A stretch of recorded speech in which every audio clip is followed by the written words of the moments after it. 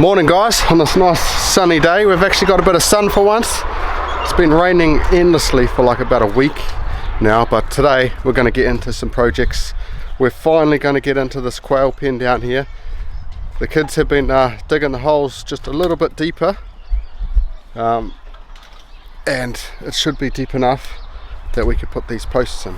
I've got posts and we're all as a family going to start bringing them over here so we can start putting one in each hole, and then we're going to cement them in.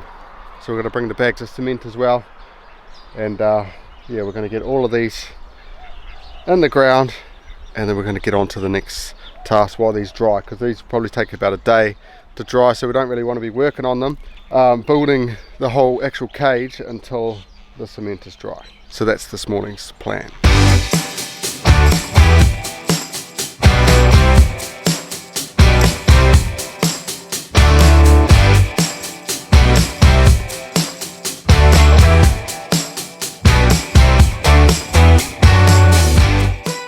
So that is 8 posts all cemented in now. With the kids' help, we made quick work of it. So we're gonna not work on that, we're gonna go get some morning tea. We're gonna let that set. I don't know if we'll get around to doing any more of that this weekend, because I haven't got much materials for it, because we want to make it nice and level on the floor, put mesh and stuff down, but kids might work on that later in the week, we'll see. But we've actually got to plant some trees. So I got the trees on back of my truck, I'll show you them straight after morning tea. So we've just drive down in the truck, got 2 little minions inside the truck and these guys outside. We've got some topsoil here and we've got our fruit trees over here. So on the outside we've got some citrus trees that we're going to go plant now. We're going to dig some holes and replace some ones that died. So these are the 2 trees we got in here. We've got a mandarin encore and we've got mandarin miho. So I got the biggest ones I could, just to give them a bit more of a chance, because these ducks might not obliterate them, but if I put geese in here again, they will. So this is the one I'm replacing here. This one here, it's dead. It's definitely ready to come out. I think it was the pigs that came in here and destroyed this tree. And the other one is this one here. And that's definitely dead as well. I think that was a lime tree, and it was a pretty good producer too, so I'm pretty upset about that one. But yeah, the pigs did destroy a couple over here, and they did destroy like the grapefruit one over there, but they're all coming back alive. These ones I've given about a year and they haven't come back, so we're going to pull them out and we're going to replace them. Hey. There you go. Okay. There you go. The roots. Hey, jockey! Bo, get out of the camera.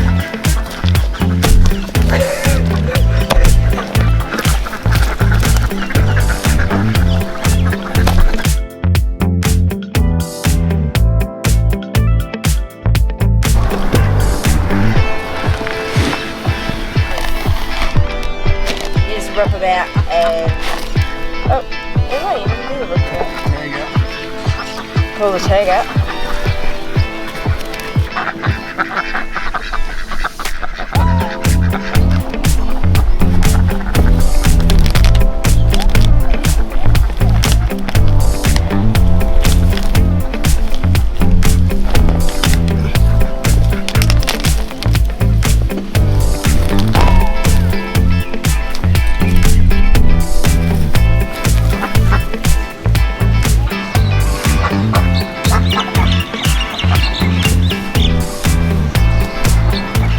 So that is those 2 planted, 1 mandarin tree there, 1 mandarin tree up there.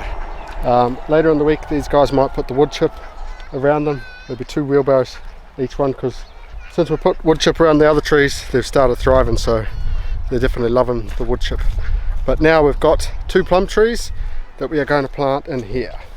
So we've got 1 dead plum tree there, 1 dead plum tree there, 1 alive plum tree there. So if those plum trees were still alive, they'd be that big. But we haven't had plums on that one for like 3 or 4 years, probably due to no pollinators being around it. So we're going to get the plum trees and rip out these 2 trees and we'll probably have to protect them before we put the pigs back in here, because they will annihilate them being small and everything. But here's what it is. We're going to get planting.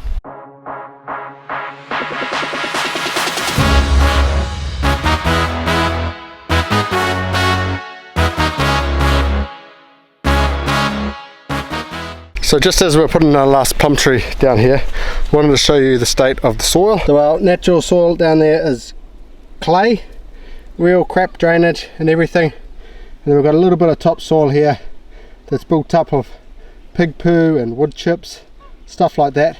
But yeah, it's really waterlogged down there. And basically that's why we're adding like a whole wheelbarrow load of volcanic topsoil, just to give it a bit better drainage, which some people disagree with because it's just going to fill up that hole. But I think the topsoil part of it will go out, and we're kind of making it so the fruit tree is a little bit above the ground anyway, to give it a little bit of a brim. But if they die, who cares? It's only like $60, and if we get plum trees, we get plum trees.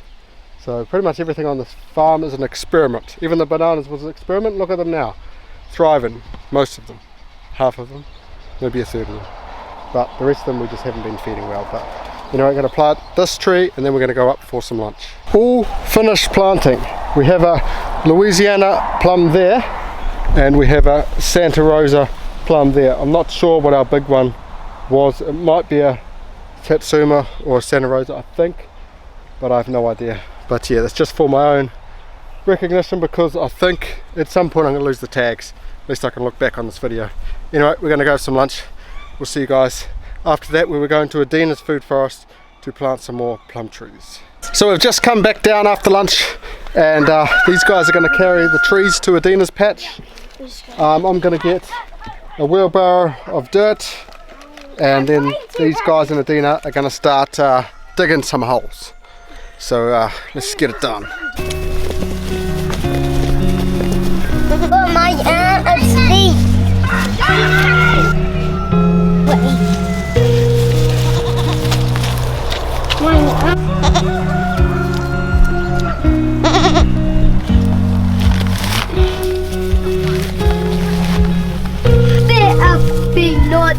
That could be a new leaf. Okay, so Matilda and Raven, they're getting some more trees. Jasper gave up, he reckons it's too heavy, so his sisters are carrying heavier stuff than he is. His younger sisters. Yeah, I think he's just using it as an excuse. But anyway, we're going to plant the plum trees in here. This is Adina's area. It's her little food forest which she works in herself. So where are we going to plant these plum trees, Adina? Do you want to plant them in like a row, or do you want to plant them in different areas? What do you want to do? It's all up to you. You've got 4 plum trees, and you probably can plant the persimmon tree in here as well. So it looks like Adina wants to plant them in the second row, so yeah, we'll plant the 4 plum trees and the persimmon. It's real crappy soil, crappy clay soil, and it is already quite muddy, so we are going to try to mound the trees a little bit to try to help with that root rot. They are plums, so they're a little bit more how do you say it, not susceptible to like root rot, some of the varieties, but some of them are. The rootstock they've got is quite hardy, but not as hardy as the apple trees. But we're just going to plant them, see what happens, and just hopefully everything grows. And yep, we've got the goat out of the house. This is the baby goat that we've been raising. What's its name, Adina? Bo. It's Bo. And these guys are taking it for walks and everything now, because it started peeing inside the house. Yeah. I think they've even started putting nappies on it to stop it from peeing. We're eating it. We're eating. Eventually, probably, because it's a boy. Got to get it castrated on that. But we haven't even butchered the other big goat anyway, from like 2 years ago. So yeah, I don't know if that's ever going to happen. We'll see. Anyway, let's get digging.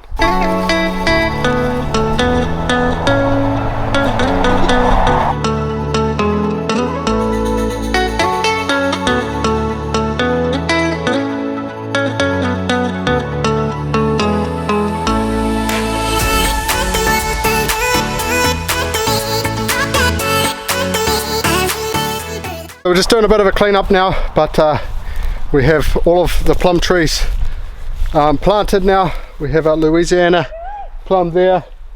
We have I think elephant heart there. What do we have over here? Can't read from that far away. We have a plum stuff, early Jill there, and I think this one is a Satsuma. Yeah, Satsuma one here.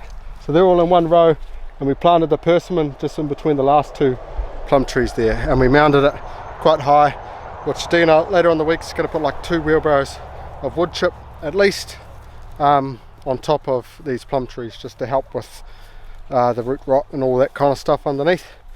And I think she's got to plant another banana tree there. One died, but she's doing a pretty good job in here. I think that back row is going to come alive this spring, especially with all the wood chips she's adding in there. They're really loving it. But yeah, these other kids are supposed to come and help clean up, and I think then we're going to go up top and probably do chores and have dinner. So we're probably going to leave the video there, although I will tell you, for those who are interested, Evelyn is feeling a lot better. She was 3 days in hospital, and now she is like there's nothing wrong with her. She's got a little bit of the sniffles and still snoring a little bit, but she had some sort of adenovirus, and it wasn't the virus that was the problem, it was how her body's coping with it, making her get real high fevers, almost up to the 40s, and at one point she like went completely blue. So not sure if that's something to do with the blood circulation in her body, but yeah. You guys, can you guys grab that spade and the rubbish, the wheelbarrow, buckets, all these other stuff, and just chuck it up there. We're going to take it all out of here so it's all nice and clean. We don't leave your mess around. There's some cable ties too down there. We do leave our mess around. And tomorrow, which I'm not sure if I'll be doing any vlogging, but it is this little fella's birthday, Theo. So he's turning 5 tomorrow. Hey Theo, it's your birthday tomorrow. We'll be celebrating his birthday, so yeah. But yeah, we're going to get out of here. We're going to go up, and I'll catch you guys in the next one. Look out. Hey! You cannot eat that. What is wrong with you? You have to pack up.